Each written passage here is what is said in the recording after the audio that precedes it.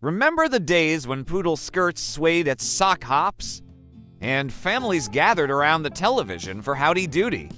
Relive these nostalgic moments and more in 10 things only baby boomers remember. In the early 1900s, polio was a frightening and devastating disease that plagued society.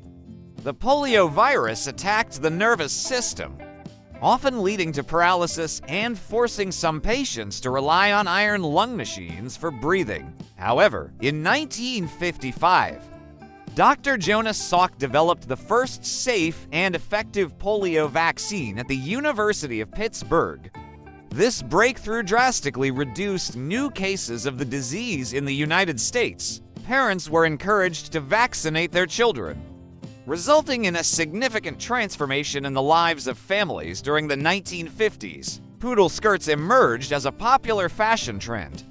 Among teenage girls in the 1950s, these swing skirts, adorned with poodle embroidery, were commonly worn to sock hops, informal dance parties for high school students. Sock hops got their name from the gym floors, where students danced in their socks, and they featured the new genre of rock and roll music. For many teens during the post-war era, slipping into a poodle skirt and dancing the night away at a sock hop symbolized the carefree nature of youth.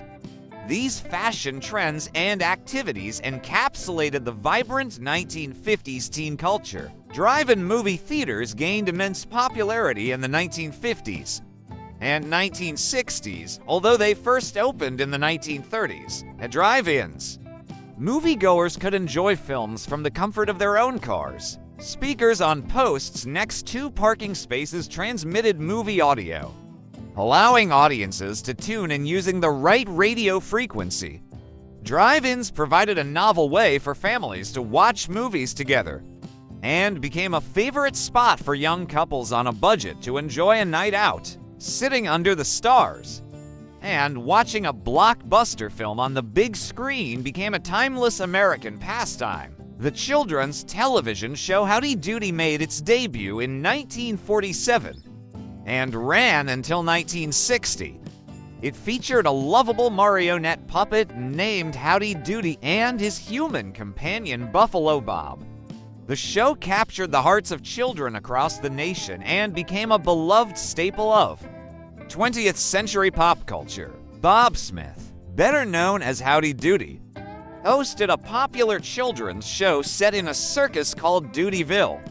The show featured puppets like Mr. Bluster and Flub-a-Dub and encouraged kids to sing and dance along to cheerful songs and silly sketches. Many baby boomer children eagerly watched Howdy Doody after school every weekday, making it one of the pioneers of children's programming.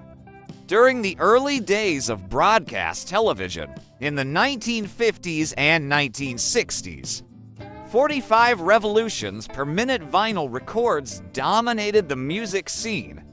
These small records with big holes spun at 45 revolutions per minute and could hold a single song on each side.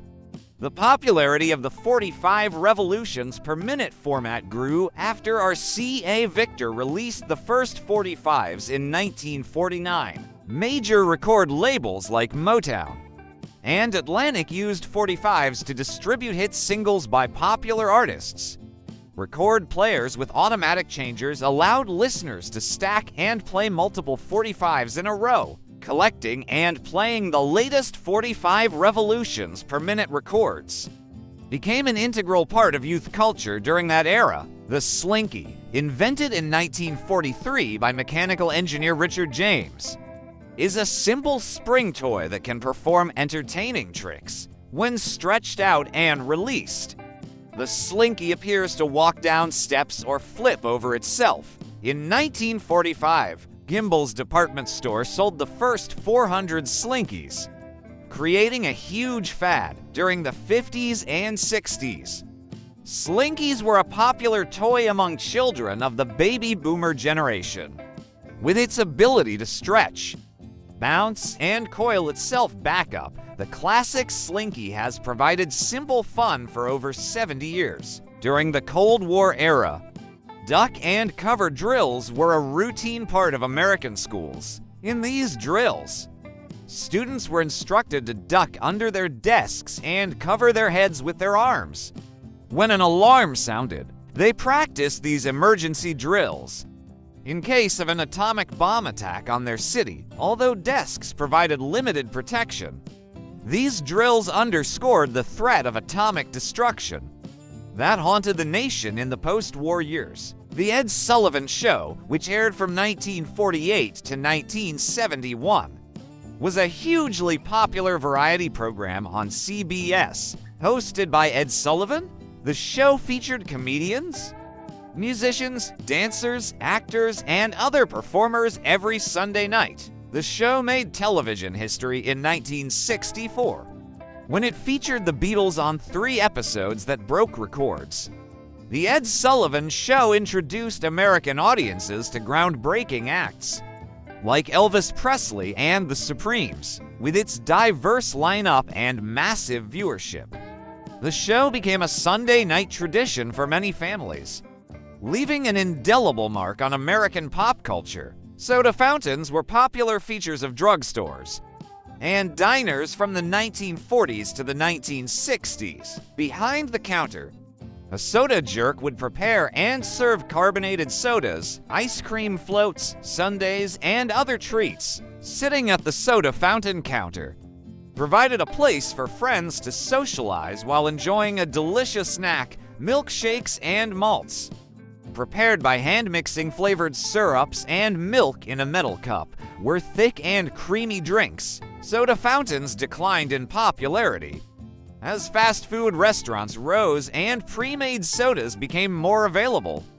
Visiting the corner soda fountain holds treasured memories of a classic American tradition for teens and families of that era. In the late 1950s, the United States and the Soviet Union competed in a space race to launch the first human into Earth's orbit. NASA's Project Mercury, America's first human spaceflight program, selected 7 men to participate. On May 5, 1961, astronaut Alan Shepard became the first American in space aboard the Freedom 7 spacecraft.